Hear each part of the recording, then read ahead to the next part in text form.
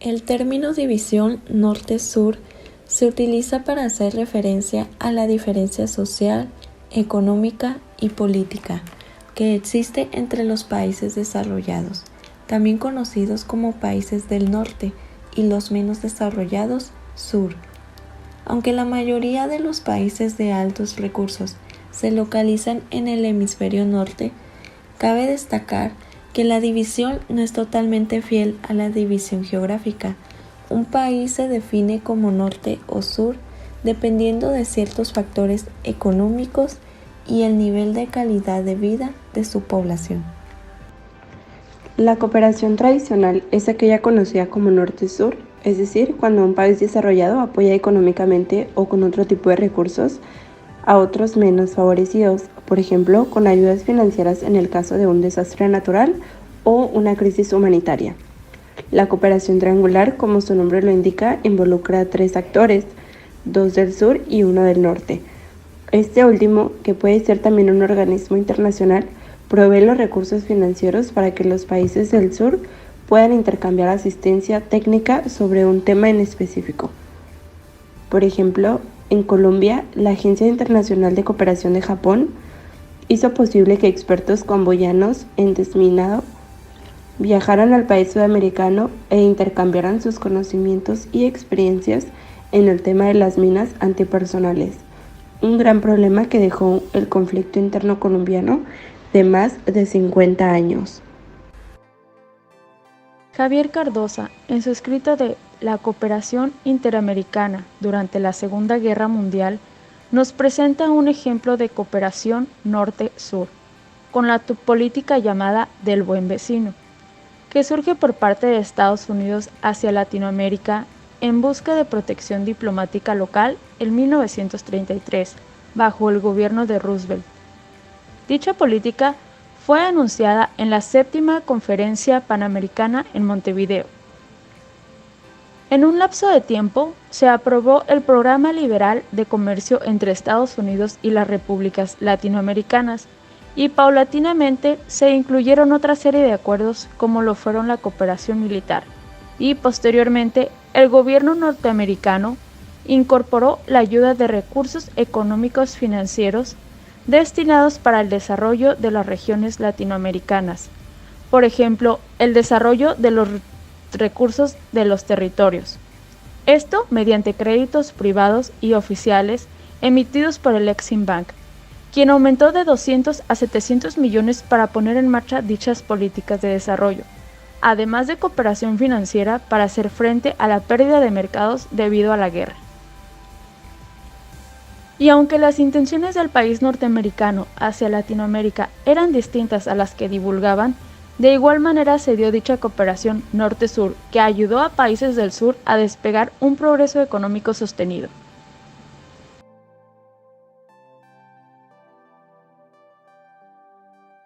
¿Cuáles son los impactos del modo de vida del norte global sobre el sur global? Los impactos de modo de vida del norte global al sur global los podemos analizar, por ejemplo, a nivel social y de condiciones de trabajo, así como sus derechos humanos, ya que los bienes y servicios que se producen del norte global en el sur global se hacen bajo situaciones de explotación laboral. Es así a lo que se refiere cuando se habla de condiciones de vida. Entonces, desde esa perspectiva podemos contemplar que este norte global y su modo de vida se basa en sus modelos de producción de consumo, ya que estos tienen unos altos impactos en el sur global, así como la extracción minera y todo el acaparamiento de petróleo o de gas que el norte global necesita para llevar a cabo y así satisfacer sus necesidades. Todo esto tiene un alto impacto en las condiciones de vida de las personas que viven en ese territorio, ya que la cooperación tradicional es aquella conocida como norte-sur, y se trata de cuando un país desarrollado apoya económicamente o con otro tipo de recursos a otro menos favorecido, por ejemplo, con ayudas financieras en el caso de un desastre natural o una crisis humanitaria.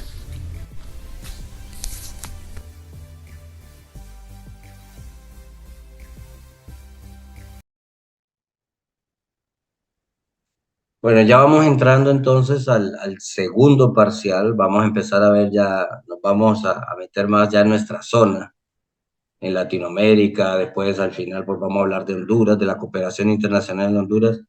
Vamos a hablar ahorita un poco sobre la cooperación norte-sur.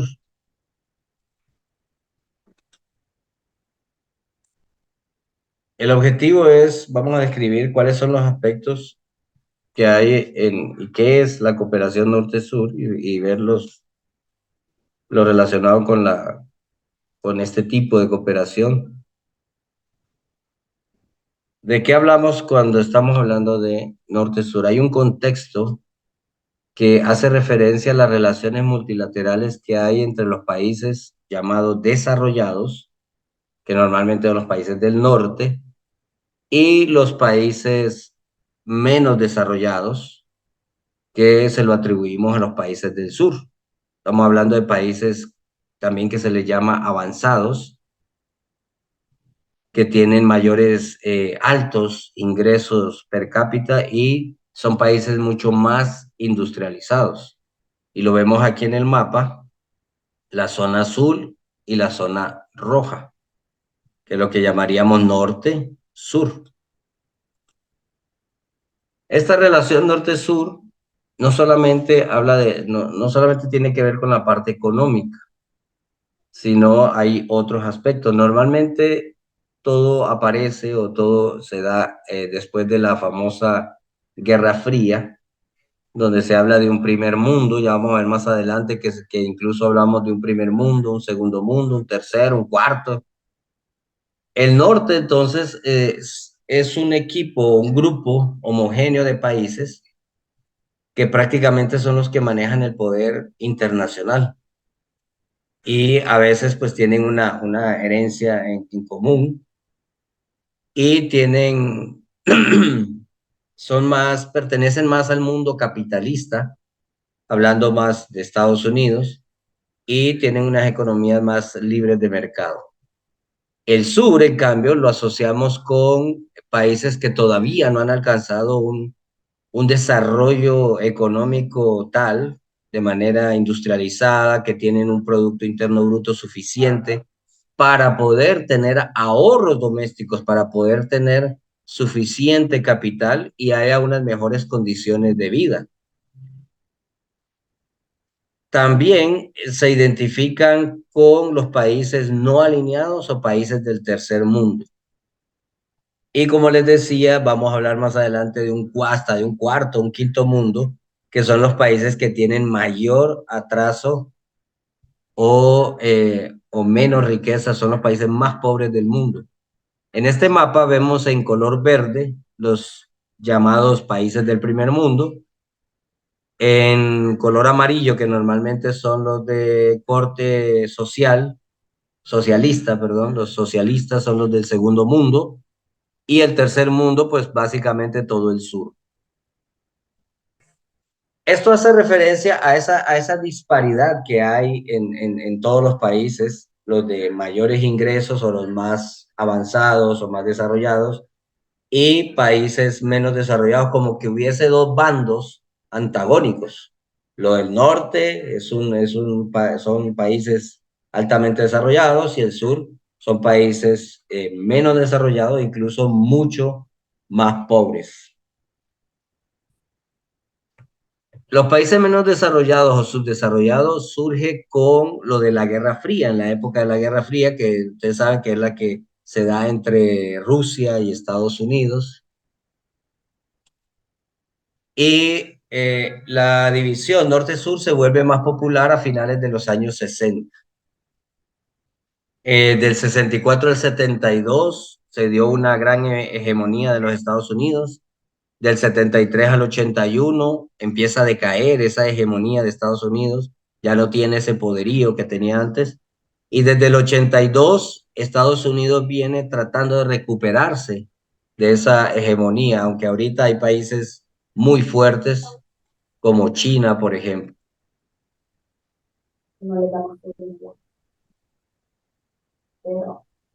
Voy a ver si, permítame un segundo. Al fin no entraron, no volvieron a entrar Jamie, Reina ni Nevia. ¿O si están aquí? Creo que Oscar levantó la mano. ¿Levantó la mano o eso ya la tenía ahí, Oscar? No, sí, justamente sí había levantado la mano. Un claro ejemplo de esta pérdida de la hegemonía es que el reconocimiento que ha tenido los países a la República Popular de China, porque recordemos que quien reconoce Estados Unidos es la República de China Taiwán, entonces ya como ha dado como la pauta de que se pueda reconocer mejor a China Taiwán y no a China comunista, pero hemos mirado solo en Centroamérica, solo hay dos países que no están reconociendo a China, a la República Popular de China, sino a China Taiwán, que es Guatemala y Belice. Ahí podemos analizar un factor de pérdida de la hegemonía. Sí, gracias, Oscar. Ok, estas fases, el acercamiento norte-sur se da después de la posguerra, y es cuando Estados Unidos crea estas organizaciones internacionales como el Fondo Monetario Internacional, las Naciones Unidas, el Banco Mundial, y hay como una especie de pacto social entre la burguesía y la clase obrera en la época bajo la administración de Roosevelt, y luego los países más industrializados se vuelven como, podríamos llamarlo, los países más dominantes por su poder económico sobre todo. Luego, en este periodo, pues hay un gran optimismo por parte de las élites intelectuales. Se gestaron en América Latina teorías, por ejemplo, como la de Raúl Prebisch, que a través de los modelos de sustitución de importaciones se iba a lograr, se pensó que se iba a lograr una rápida industrialización de estos países en desarrollo.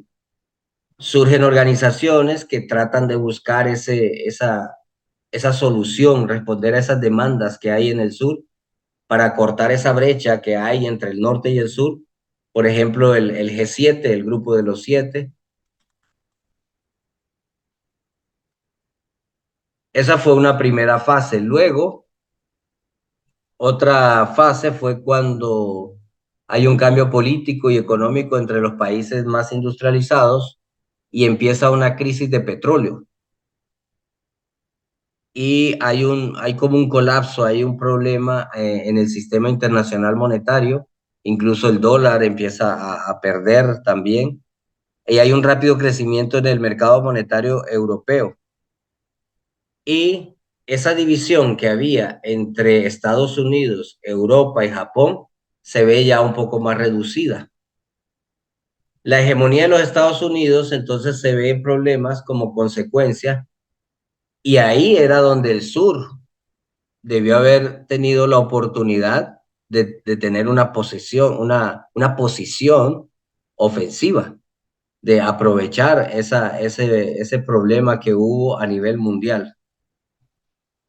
En ese momento, entonces, el norte, por el problema petrolero, el problema económico y todo, se nota su vulnerabilidad económica y su dependencia a la materia prima.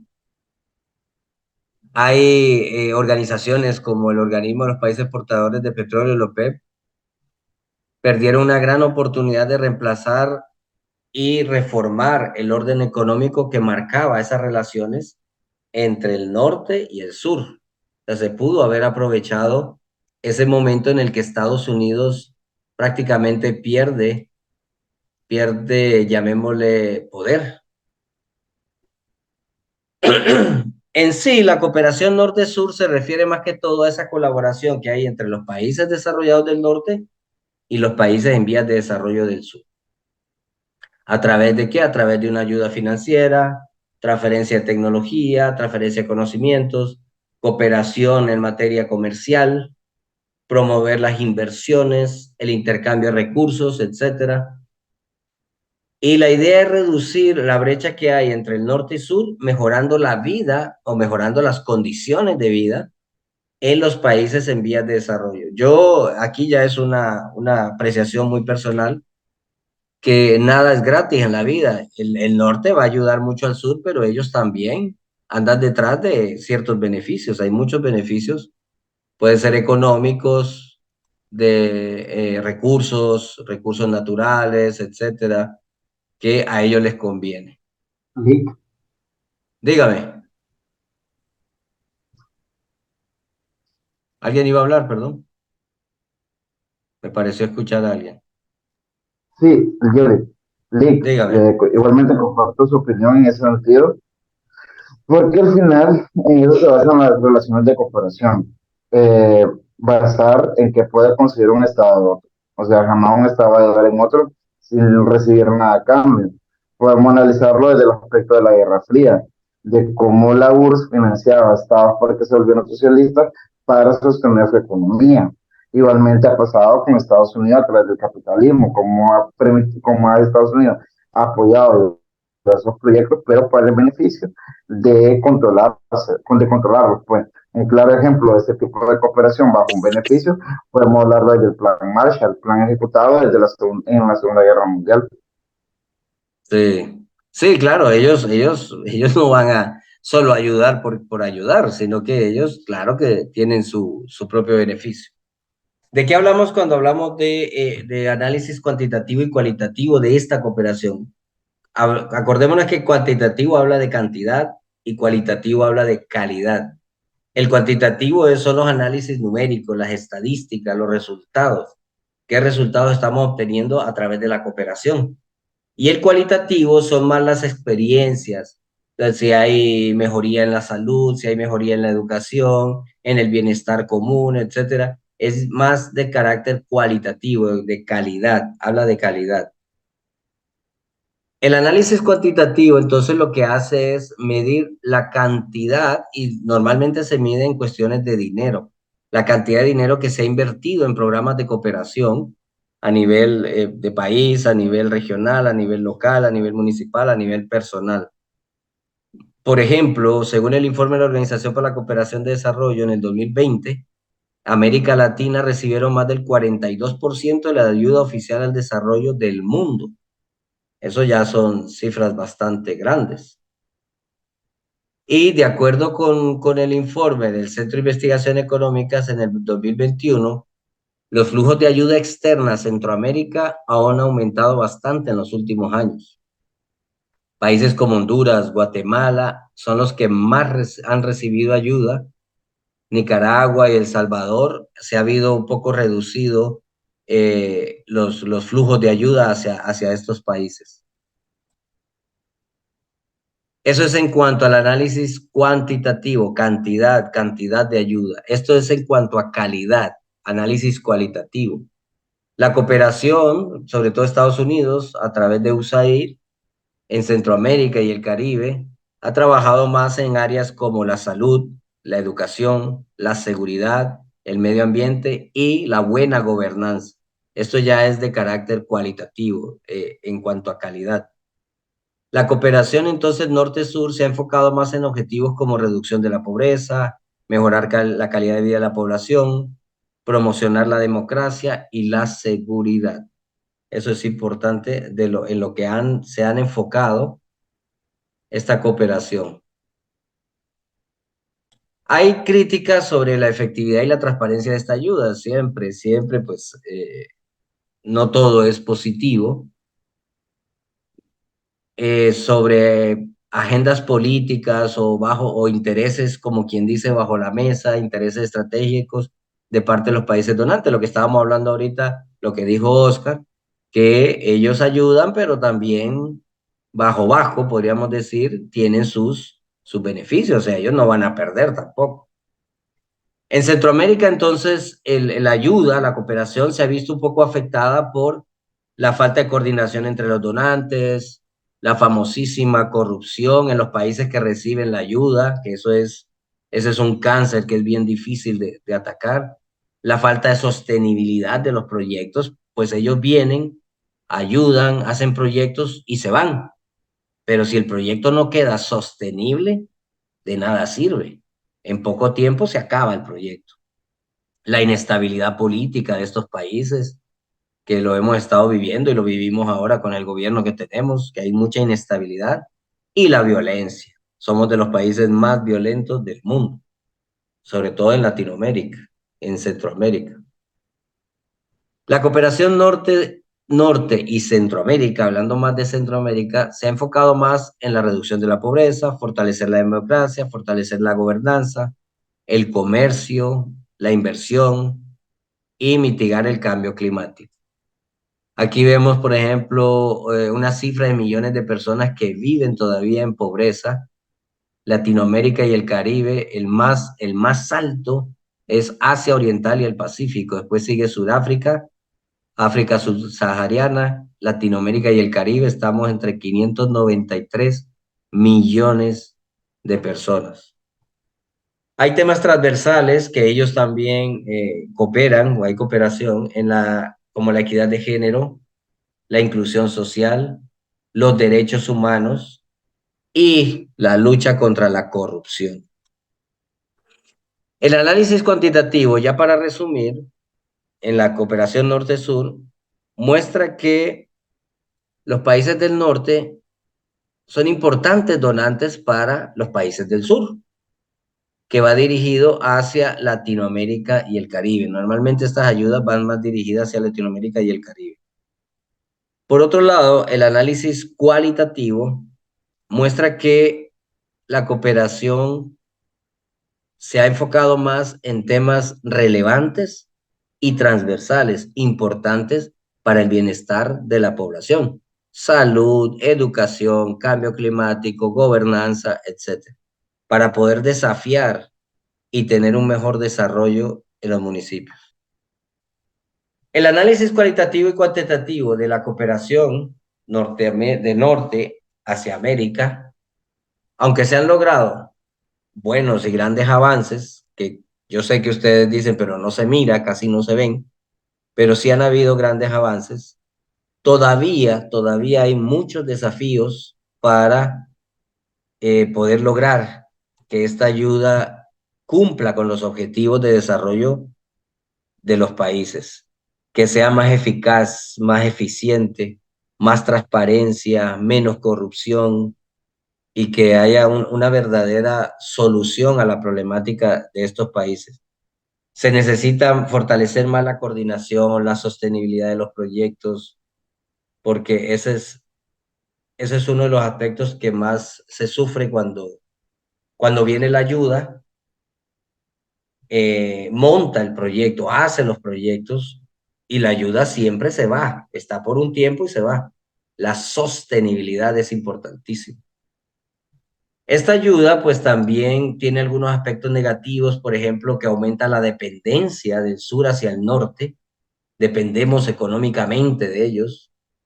Si no tenemos esa ayuda, pues a veces el desarrollo, la problemática se ve mucho mayor.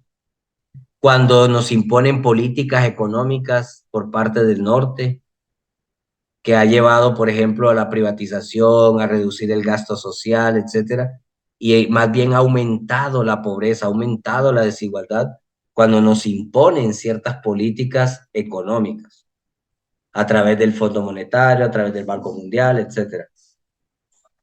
También la inversión extranjera directa que hay en el sur por parte del norte. Cuando hay explotación de los recursos naturales, de la mano de obra local, la mano de obra del sur, que es mano de obra barata, para beneficiar a las empresas del norte. La ayuda alimentaria por parte del norte, cuando hay excedente de producción en el norte, mandan alimentos que normalmente no son nutritivamente adecuados o alimentos apropiados. No toda cooperación norte-sur es negativa, pero sí todo pues tiene sus pros y sus contras. Sin embargo, han habido muy buenos resultados, ha habido muy buena ayuda. ¿Preguntas, comentarios?